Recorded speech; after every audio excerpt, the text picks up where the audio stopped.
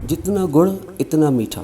اب آئیے اس کو سمجھتے ہیں کہ اس کا مطلب کیا ہے۔ دراصل اس کا مطلب یہ ہے کہ اگر کسی خاص مقصد و مطلب کے لیے کسی وظیفے یا عمل کی ضرورت ہے تو سب سے پہلے یہ کوشش کی جائے کہ عمل سے پہلے کچھ خیرات کر دیں، پھر عمل سے قبل 2 رکعت نفل ادا کریں۔ عمل کرنے کے لیے ہر روز ایک ہی لباس ضبطاً کریں۔ یہ لباس صرف عملیات کے لیے مخصوص کر دیں۔ ایک ہی مصلی، ایک ہی وقت، ایک ہی خوشبو سلگائیں، ایک ہی عطر کا استعمال کریں، ایک ہی تسبیح، ایک ہی جگہ۔ یاد رہے ہر حب و تفریق کے اعمال پڑھنے پر تسبیح گھمانے کا انداز بھی مختلف ہونا ضروری ہے۔ بس یہ دیکھنا ہے کہ عمل کی تاثیر بڑھانے کے لیے جتنا گھر ڈالیں گے یعنی جتنا اہتمام کریں گے اتنا ہی آپ پر اثر یعنی میٹھا پائیں گے۔ تو یہ کہ کوشش کی جائے کہ جب بھی کوئی عمل پڑھا جائے تو ایک ہی وقت، ایک ہی خوشبو اور ہر چیز ایک ہی طرف ہو، ایک ہی طرح کی ہو۔ تو یہ ہوتا ہے کہ جو مخصوص اوقات ہوتے ہیں اس کے اندر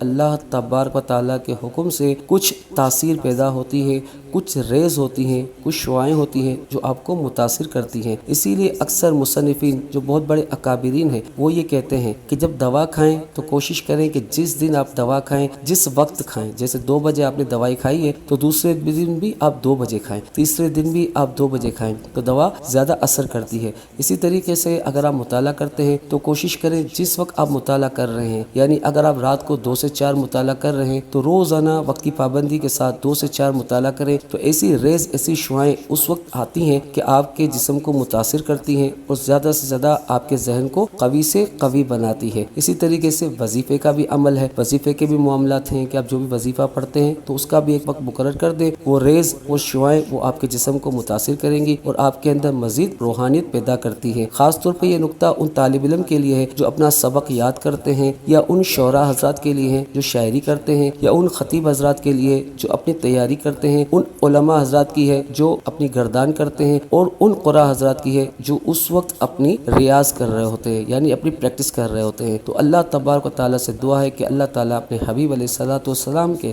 صدقہ طفیل جو کچھ کہا گیا ہم سب کو اس پر عمل کرنے کی توفیق عطا فرمائے۔ آمین بجائے خاتم النبی الامین صلی اللہ تعالیٰ علیہ وسلم۔